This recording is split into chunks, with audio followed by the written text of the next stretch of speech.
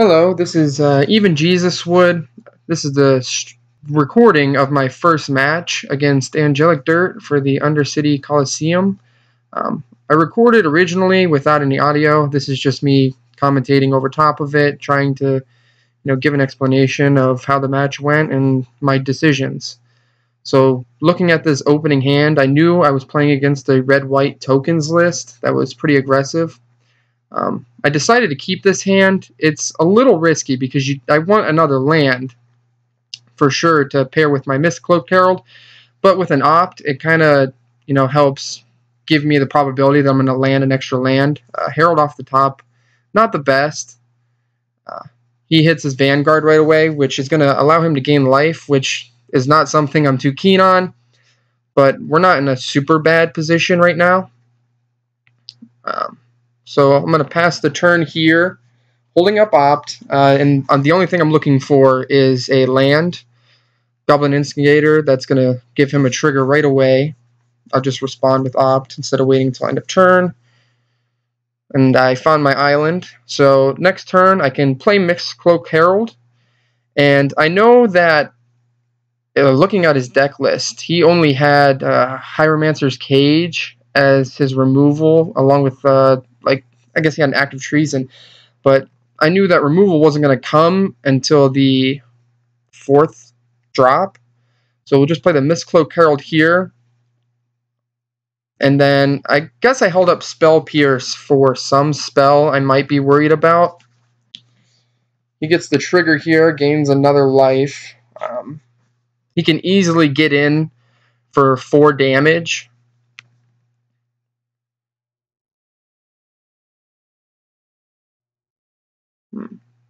Looks like he only elected to do 2.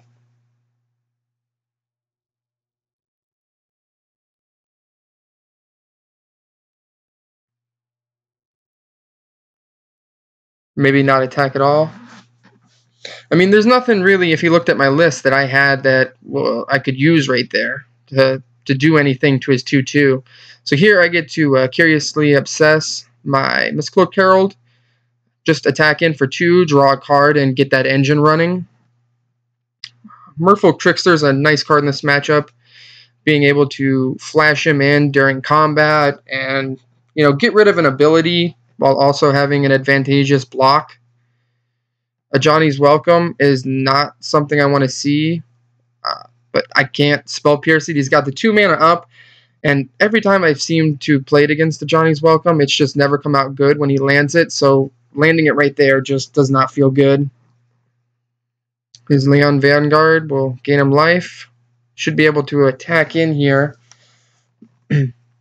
Now, I originally thought that the Trickster would negate the +1/+1 until end of turn. I found out here that was not the case, but I'm still going to make the block because that's going to keep him from gaining life every turn, which is something that I really don't want him doing.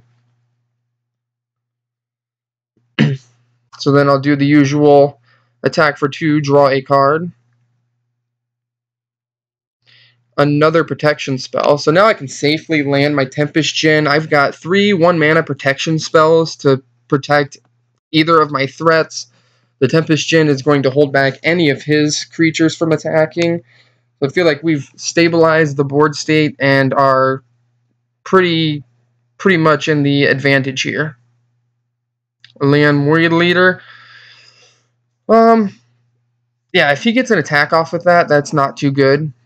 That's going to gain him 2 life, and he's going to be swinging in. Let's see. Another Tempest Djinn. Feels good. Allows me to trade my original Tempest Djinn and have another.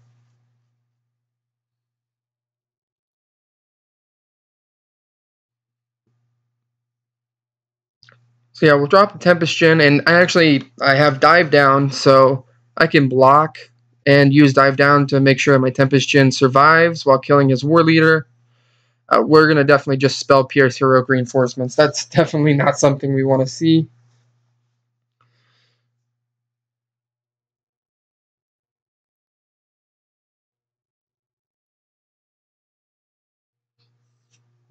And if he attacks with War Leader, he probably thinks that he gets to trade. He elects not to.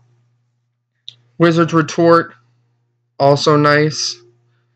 I think right here I just attack for 7, draw a card, and that puts lethal at next turn.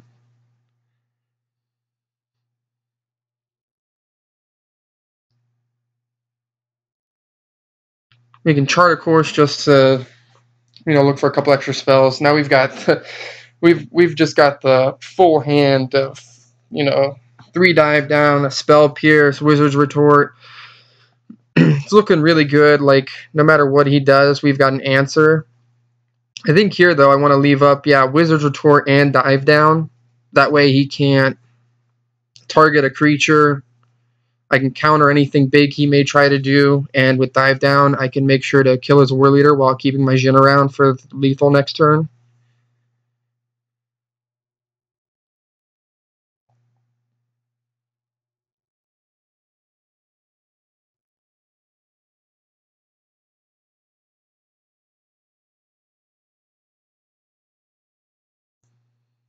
Another heroic reinforcements. We can just spell pierce that.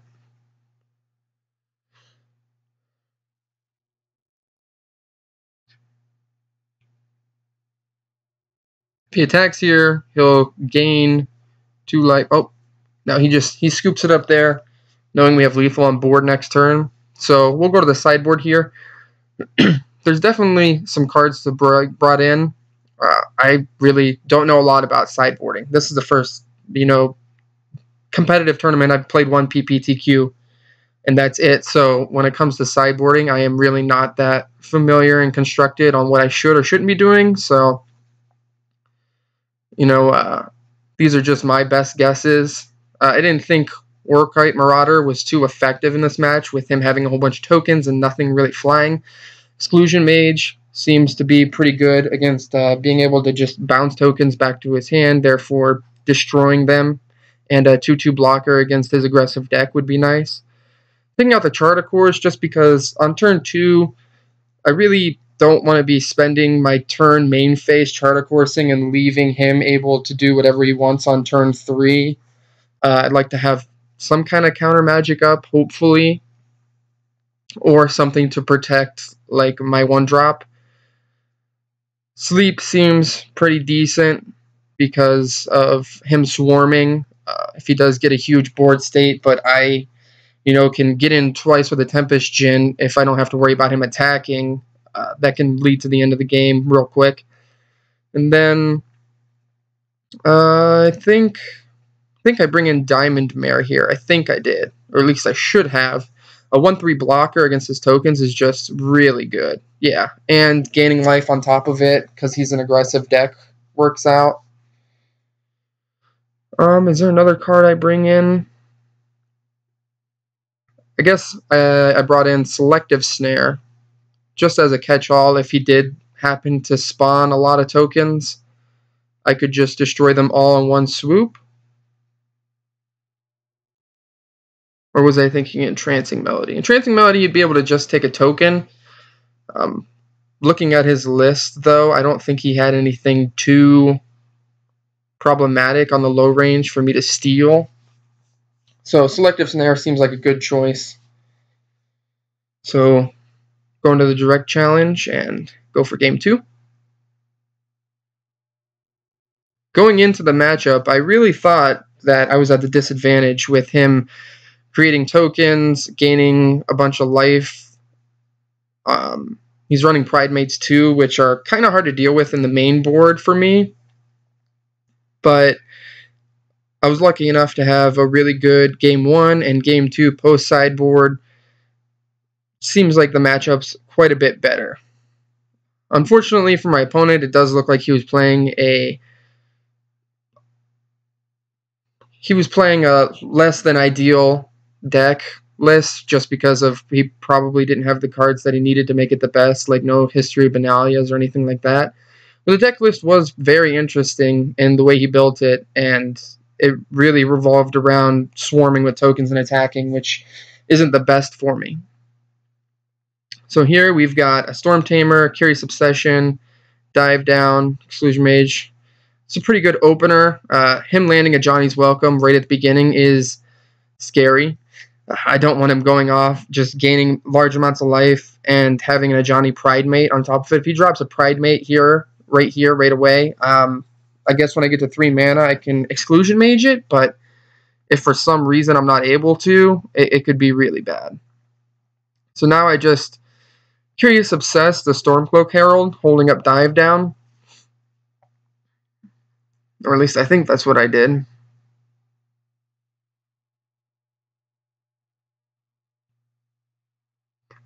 I guess not. So just attack for 1, and then I guess hold up Wizard's Retort for any 3-drop he may have. I can also Trickster in if need be.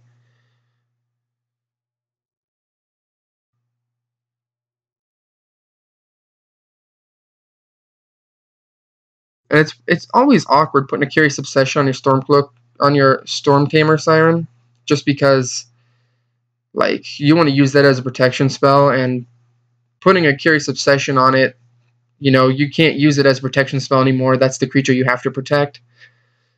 So flash in Trickster just for some extra damage. Curious Obsess the Storm Tamer here because it has evasion. He doesn't have flyers, so I should be able to get in every turn with it. And I have quite a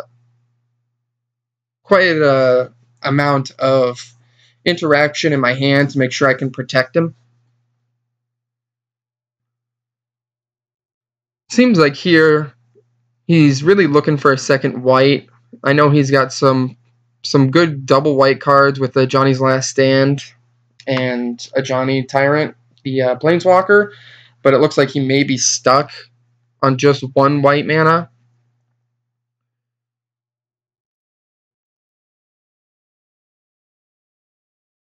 And looking at his sideboard, the only other removal he had was Luminous Bonds, so he isn't going to be able to try and use more than 1 removal a turn.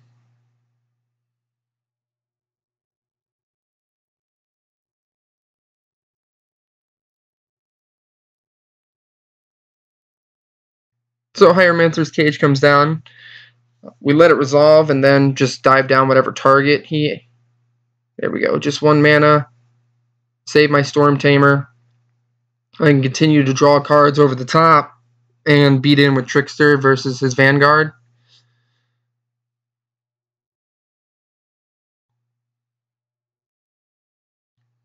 Just swing all in, holding up double counterspell for his turns, and just try to keep the board state to where I'm drawing cards every turn and he can't play anything that is really impacting the board state. Spell Pierce is perfect.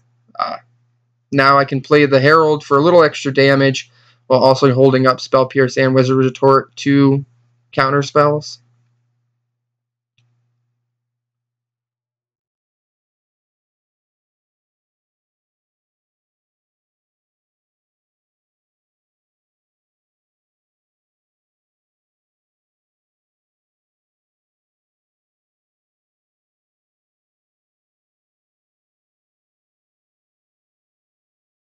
So Johnny's Pride Mate will just, immediately counter that. That's not something we want to deal with. Exclusion Mage can bounce it back, but it's better to just put it in the graveyard now. Use Exclusion Mage as a removal spell for any tokens he may use. Active Treason on Storm Tamer. That just seems like a desperation play. So, Spell Pierce there, but with 1 card left in hand, him trying to Active Treason a Storm Tamer just to draw a card, yeah. Seems like he didn't have much left in the tank, and we were just able to pull out the victory. So, start off the tournament 2-0, and it feels pretty good. Good match to Angelic Dirt, but I guess we'll be headed to round 2 at 1-0. So, thanks for watching. This is my first time commentating or anything, so if you want to leave any notes, comments, or suggestions, please leave them below. And thanks for watching. Even Jesus Wood signing out.